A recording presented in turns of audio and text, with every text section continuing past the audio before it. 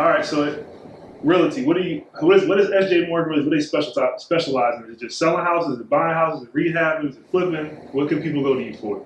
It's definitely full service. I'm full service real estate investment firm. I mean, it's a one man band, so you definitely get that personal connection with me. We tapping in, and because it's a small firm, it kind of the personable, extremely personable. Like just in regards to my relationships, in regards to dealing with tenants, I think the best thing that I got going on is my property management service. Okay. I do manage a lot of different properties within Philadelphia. I got about, I'd say probably 100 doors under contract. I got a couple buildings up Mount Airy, some stuff out Southwest, West Philly, and I got a 2-unit under contract in North Philly. So I think that's probably the bulk of my business, but I also invest myself.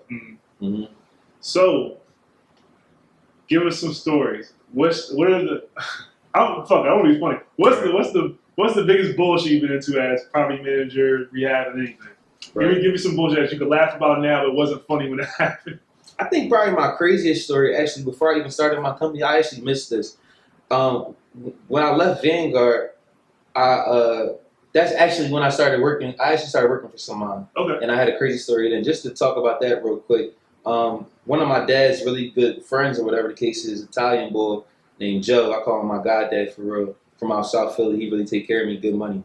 Him and my dad went to high school together, and they also was in jail together too. They reconnected in jail. You know what I mean? So then when he came home, he was always telling me, yo, fuck that, come work with me, got a table for you right here. When I left Vanguard, was my only option. So that's definitely my mentor. Shout out to my old head Joe from Philly Prop. But saying all that to say, I got a deal in South Philly, whatever the case is. I was wholesaling. This is kind of how I got some more funds. So I was wholesaling, whatever the case is, right? I know a little bit about wholesaling. Okay, so for the people that don't know, that's when you find a property, get it under contract, and you sell that contract. So say if we bought the place where we're at right now, I got it under contract for $100,000. I got a buyer for $140,000. I sell the contract to the buyer for $140,000. Take the $40,000 profit. I don't got to pay no transfer fees, no taxes, title, nothing like that.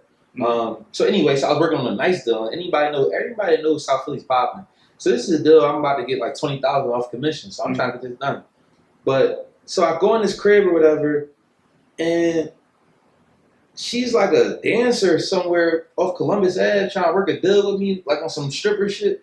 And I'm like, oh, mom, I ain't with none of that. So that was crazy for me. And then she was also telling me, it should be crazy stuff in real estate, man. People be living bad. It's unfortunate.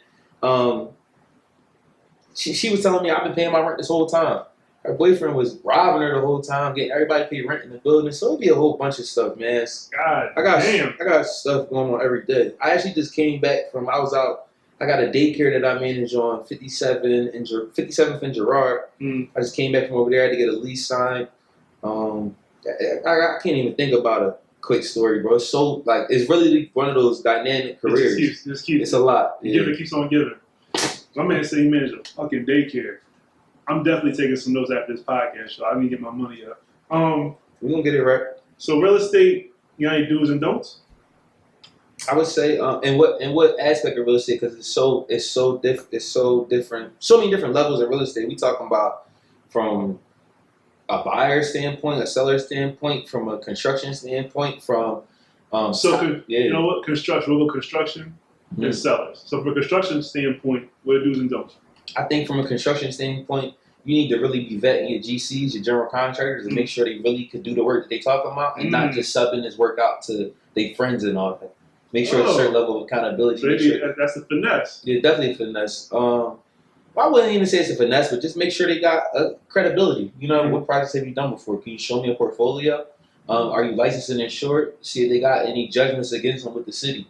You know what I mean? Can they even pull permits for real or not? Or what's another thing? Also, if you're going to embark on a relationship with a new general contractor, make sure whatever project you got going on, it's a hard start date and a hard finish date. You know what I mean? Anything outside of that, make sure there's penalties involved.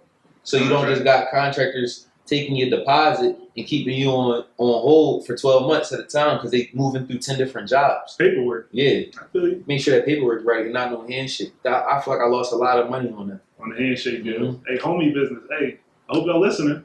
All right. Selling.